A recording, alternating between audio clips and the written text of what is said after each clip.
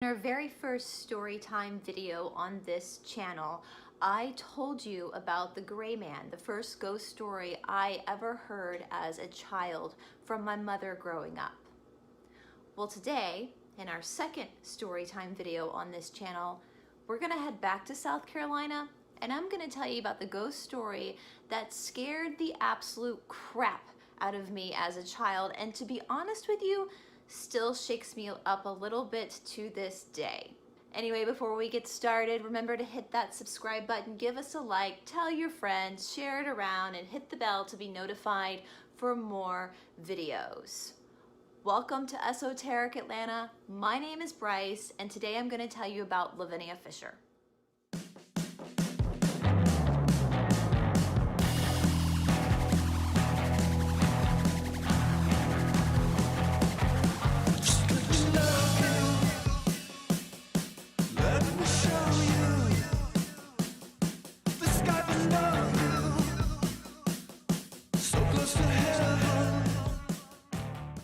So to start with, I'm going to tell you the story as it was told to me, and then we're going to go back and look at the story from a different perspective.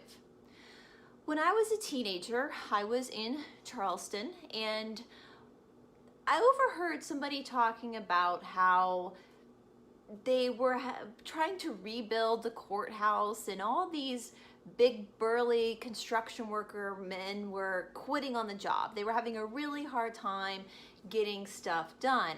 Now, if you are from Charleston, South Carolina, or another town that has a lot of historical significance to the founding of the United States, then you probably have a historical society. Places like Charleston, Savannah, New Orleans, all these old cities, for there to be any renovations done in the historical district, it has to go through a historical society. So obviously, it's pretty difficult to do renovations to begin with. And now we've got this situation on our hand where the construction workers hired to do the renovations are quitting, just dropping their tools, walking out, not coming back. And for the person that was telling this story, the most logical explanation for why these big burly men were walking out on the job was because they were seeing the ghost of Lavinia Fisher. Lavinia Fisher, we assume, was born in the late 1700s, possibly around 1790 to 1795. We don't have any records of her birth. We don't know who her parents were. We don't even know if she was technically born in Charleston. She could have emigrated from England or elsewhere, but it is assumed that she was born in Charleston. And if it wasn't for the situation around her death, she probably would have gone on to be one of the countless many faces throughout our world history that have just fallen through the cracks. We do know that Lavinia Fisher at some point married a man named John Fisher. Now, Lavinia and John Fisher ran a boarding house. It was called the 6 Mile Wayfair House that was 6 miles outside of Charleston, South Carolina. For those who are up on their history, again, Charleston was a very big port. A lot of ships came in, and so a lot of men would come in and out of Charleston as traveling salesmen. They would roll their carriages up, go to market, sell their furs, sell whatever it is they were selling. It was a big cosmopolitan area of business. And so for Lavinia and John, they set up their bed and breakfast, their little inn, to greet these men as they were coming into the city, give them a place to rest up before the last bit of their journey into market the next day. 6 miles for us doesn't seem that long of a travel to get somewhere, but you have to remember this was in a time where there were no cars, they were on horseback. So 6 miles was a bit of a journey into the city. And so the story I was told was that John and Lavinia would take in these salesmen, and these men would never be seen again. Now, this little racket they had going on apparently went on for a pretty long time. Of course, again, these traveling salesmen, they were not local to Charleston, and back in those days, there was no GPS, there was no way of really tracking someone. You could disappear pretty easily. So for their loved ones back at home, for someone to go missing, there's no telling what happened to them. So John and Lavinia Fisher, they took this as an opportunity. They would take these men in and they would feed them and give them room and board. Well, the oleander flower is a flower that grows in Charleston, South Carolina, and it is notoriously a poisonous flower. Many a days, dogs, horses will get into these plants and get very sick and sometimes die. So what John and Lavinia would do is they would take the oleander flower and they would crush it up and put it into tea. This would kill the men. They would take the bodies, bury the bodies in the backyard, and then they would take all of their products and sell them themselves. And then, as I was told, the gig was up when one day a hunter was out with his dogs in the area of their inn, and the dogs dug up these bones. Upon seeing the bones, the hunter realized that these were not animal bones, these were human bones. He turned them into the city of Charleston. He alerted the authorities, and John and Lavinia Fisher were arrested. Now, once that they were arrested, they were found guilty and sentenced to hang. Now, for John Fisher, this was a no-brainer. But then when it got to Lavinia Fisher, that was a little bit of a trickier situation. You see, laws in Charleston or in South Carolina at that time said that a woman who was married could not be executed. And for those of you who are not from America, or maybe are American and don't really understand American law, again, as we talked about in our Thomas Paine video, the United States is a republic. So what this means is that each state acts as its own territory, or for lack of a better metaphor, its own country.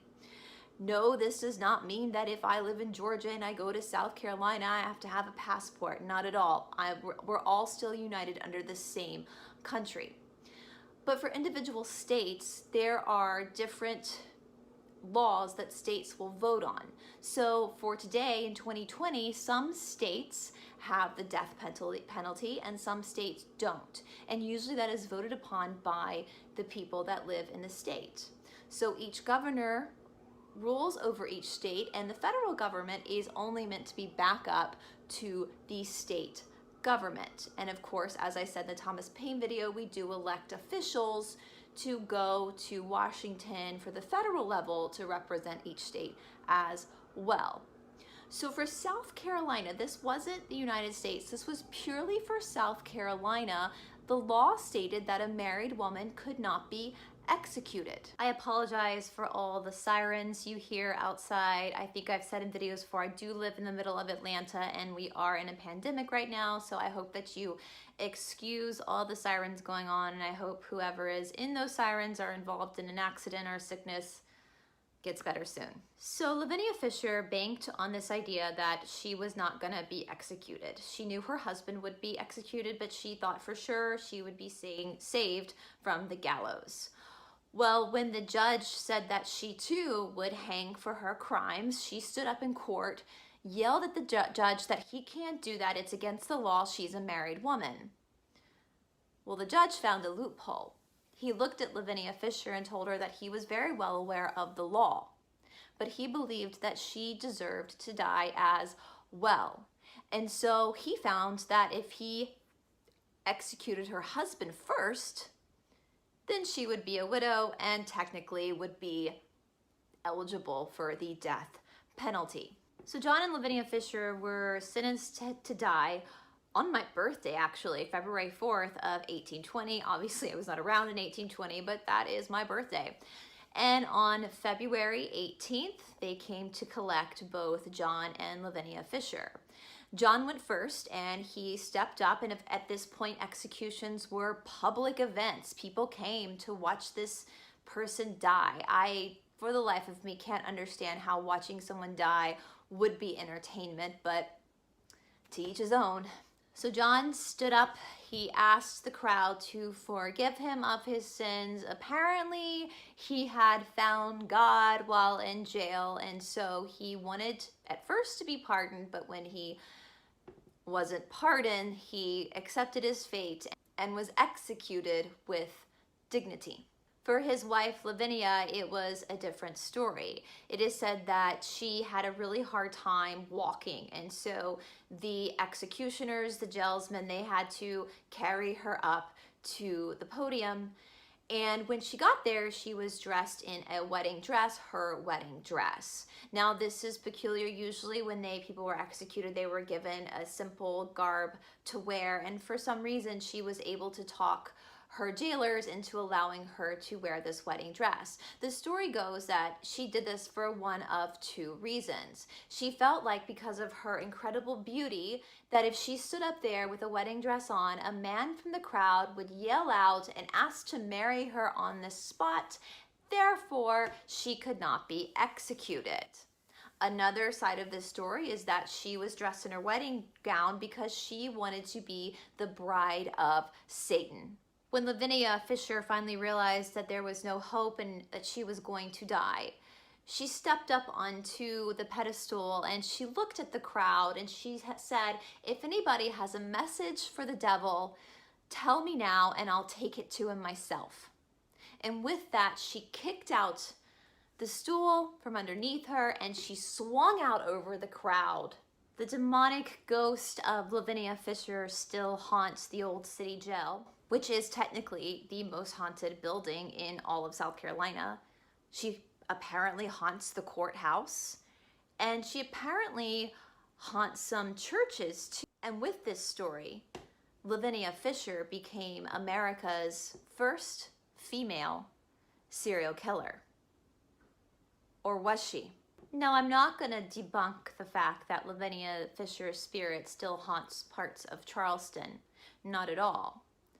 But a lot of historians now believe that the story of Lavinia Fisher being a serial killer are simply urban legend and, frankly, bunk.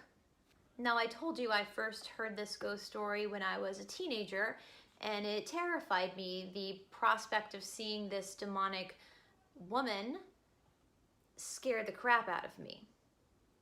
So when I decided to tell you this story, I thought, okay, well, I know this story. This should be pretty easy, but I am gonna do, as I always do a little due diligence and do my research to see what facts I can find about this legend. And as it turns out, a lot of the story probably is urban legend. Yes, Lavinia Fisher did live in Charleston, South Carolina. Yes, she was married to John Fisher. And yes, she possibly ran an inn for wayward salesmen. However, truth sometimes is stranger than fiction. It appears that Lavinia Fisher, along with her husband John and some other people in the area, were part of a gang of highway robbers. Now, back in this time in South Carolinian history, to be convicted of highway robbery was a sin, a crime that was punishable by death. And I think this is where we started to get a little bit confused in retelling her story. For all I know, for today in 2020, for states that have the death penalty, there are only two crimes that make you eligible for capital punishment. The first is obviously homicide, murder. The second is high treason. That's it. So as you can see, if you're convicted of robbery nowadays, you're not gonna get the death sentence. You are gonna have to go to jail or do some time, at the least do some probation, but you're not gonna be sent to the gallows for robbing somebody. But in this time period, it was a crime punishable by death. So historians who have studied John and Lavinia Fisher say that she never was convicted of murder. There's no court records that talk about her murdering her guest. In fact, we don't even know for sure if she owned an inn. All we know is that she was a part of a gang of highway robbers. Now, this gang did work between two houses. One was the 5-mile house and one was the 6-mile house. And the 6-mile house is the one that has been given the title of perhaps this inn she ran. But we don't know that for sure. That might be part of the urban legend as well. We do know that when Lavinia Fisher was convicted of her crimes and sentenced to death, she did say to the judge, "Oh, you can't do that, it's against the law." And he did in fact say, "I have a way around that law. We're going to kill your husband first." We do know that in the time period that the Fishers were held in jail, and at this point, men and women were held in a same jail. They were not divided. So John and Lavinia Fisher were kept together in a jail cell. And during their time of appeals, they tried to escape the jail. And it is said that John Fisher and Lavinia used all the cloths they had to create a ladder to climb down out of the jail. Apparently the jail wasn't very well guarded at this time, and apparently John went first and he got down to the ground for freedom, but then the cloth broke and Lavinia couldn't get out, so John turned himself back in so that he could be with his wife. Poor John, because it seems that Lavinia was kind of scheming all along. If she did have her wedding dress on and she was trying to bait some man to marry her so that she wouldn't die, she wasn't obviously thinking about her husband, she was thinking about herself. But here's the thing. We don't know for sure if she wore a wedding dress or not, or if that is, again, another part of the story that has evolved over time. We do know that the execution outfits that everybody wore were basically white robes. So it's possible that that's how this tall tale started. Now, it is actually believed that she did say, "If anybody has a message for the devil, I'll take it to him myself," because we had journalists there at the time that reported it as so. So if Lavinia Fisher and John Fisher were not serial killers, if all they were doing was robbing people of their possessions as part of this gang, then how did they get caught? And this is a side of the story I obviously had never heard before. It appears that the town of Charleston were very aware of what the Fishers and their cohorts were doing outside of the city. Many a times the people of Charleston had pleaded with the authorities to go out and make an arrest, but without any evidence or eyewitnesses, there was nothing they could do. And so a vigilante group of Charlestonians, and I'm not promoting vigilante groups, however, this is how the somewhat true story is. This vigilante group went out to the Fisher's property, they cleaned them out of their house, kicked them out, basically made a big stink, and they left somebody by the name of David Ross at the house to guard it for when the Fishers and their cohorts returned. And as they returned, John Fisher and his other male gang members started to attack David Ross, beating him up. In the crowd, David Ross saw Lavinia, and he recognized Lavinia. At this point, people didn't know that Lavinia was part of this as well. After all, she was just a woman. And David looked towards Lavinia, pleading for help, that she would come help him. And she didn't. She started strangling him and beating his head against a rock. And eventually David got away. And he ran back into the town and told the authorities what had happened. On top of this, another man, supposedly by the name of John Peoples, who was from Atlanta, was coming into Charleston as a salesman. And with this part of the story, it does ring true that the Fishers did own an inn because he stopped at the end. Now, when he got to the Fishers' Inn, they said that there was no room available, but he could come in and have dinner.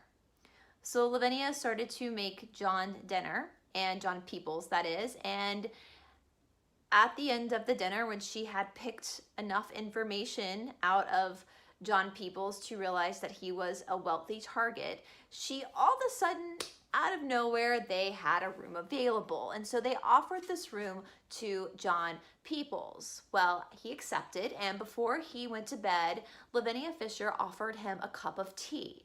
Supposedly, this tea that she offered her guest or her traveling salesman or people that just stopped at her house along the way, we don't really know, was where the oleander root was kept. Now, if she was not murdering people, then this oleander root was literally just to knock people out so that they could take their sales stuff to bring to Charleston. Well, John Peoples, already suspecting that something was off,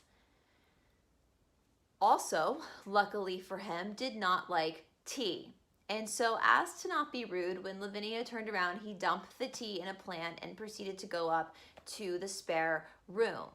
Well, John Peoples was sitting in a rocking chair. He decided he felt really uncomfortable, and so he didn't want to go to sleep. So he sat up in this rocking chair trying to stay awake the whole night.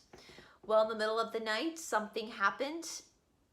Big loud sound, and the bed dropped through the floor into another room. John woke in his chair, startled, climbed out of the window, and ran back into Charleston to again tell the authorities what had just happened at the Fishers' house. Apparently, with this legend of the story, the Fishers had a lever that they would pull, and the beds in all these rooms would drop down into the floor. Some people say that they dropped to the floor and John Fisher would stab them to make sure they were dead, or that the bed would drop on spikes. Other people say that John Peoples' encounter, his testimony was that he witnessed what was happening with David Ross. And in fact, the only thing we know for sure about these two men is that they were eyewitnesses to highway robbery, which again was punishable by death in those days. So here's my opinion. I do think Lavinia Fisher was a serial killer. I do think her and her husband murdered these men. And it's not because that was the story I was told as a child, or the fact that her ghost is claimed to be demonic. It's just common sense to me. I feel like that if Lavinia and John Fisher were a part of this gang of highway robbers, which they were, we do have that. We know for sure they were charged with highway robbery and they were part of a gang of people working together, then how are they going to complete the task of robbing people and selling their belongings without these people testifying that they had been robbed? If highway robbery is punishable by death, wouldn't you make sure that the person that could turn you in was silenced? So I tend to believe that they were killers as well. They were sentenced to be executed. So the crime of killing, it was paid for by their deaths anyway. Now, I do not believe that there was some lever that pulled the beds down. That part of the story, it doesn't make sense to me. It sounds like that story, I can't remember the name of it, about the barber of Fleet Shop or whatever in England where they would drop the people, and you know what I'm talking about. Anyway, I just think that it's just common sense that they probably killed these men too. And I tend to lean more towards that, yeah, maybe the bones were found by dogs, by hunters. So anyway, that's the story of Lavinia Fisher. I actually think that it would make a really good movie. The story of Lavinia Fisher, she was a bit of a femme fatale, as it seems. Probably a total psychopathic narcissist, but I mean, I never knew the lady. I've never even seen her ghost. Have you seen her ghost? Are you from Charleston? Have you experienced the demonic hauntings of Lavinia Fisher? Let me know. Anyway, thank you guys so much for our second story time. I appreciate you guys hanging out with me and letting me tell you that story. Again, special thanks to Josh McKay for our music, to Todd Roderick for editing. Thank you to you guys, and I will see you soon. Bye.